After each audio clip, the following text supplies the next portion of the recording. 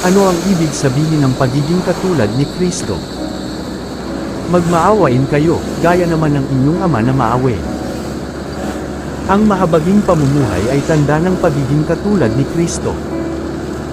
Kung ako nga, na Panginoon at Guro, ay naghugas ng inyong mga paa, kayo naman ay nararapat ding mga hugasan ng mga paa ng isa't isa. Sapagkat kayo'y binigyan ko ng halimbawa, upang gawin naman ninyo ayon sa ginawa ko sa inyo.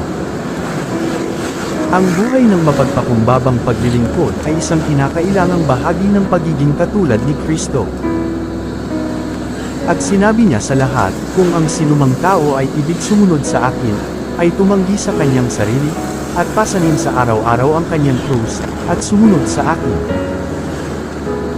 Sapagkat sa ganitong bagay kayo'y tinawag, sapagkat si Kristo man ay nagbata dahil sa inyo, na kayo'y iniwanan ng halimbawa, upang kayo'y magsisunod sa mga hakbang niya.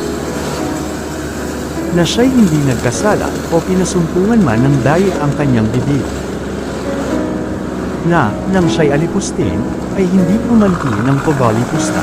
Nang siya'y magbata, ay hindi nagbala, kundi ipinagkatiwala ang kanyang sarili doon sa humahatol ng matuwid. Ang pagiging katulad ni Kristo ay sumusunod sa mga yakot ni Kristo. Nangangahulugan ito na isuko ang iyong sariling paraan upang sundin ang plano ng Diyos para sa iyong buhay.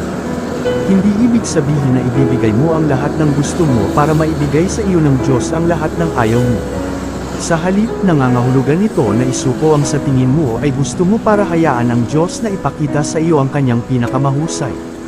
Nangangahulugan ito ng pagpasan ng iyong krus araw-araw, balikitin kung ano ang mayroon ng Diyos para sa iyo, at pagsunod.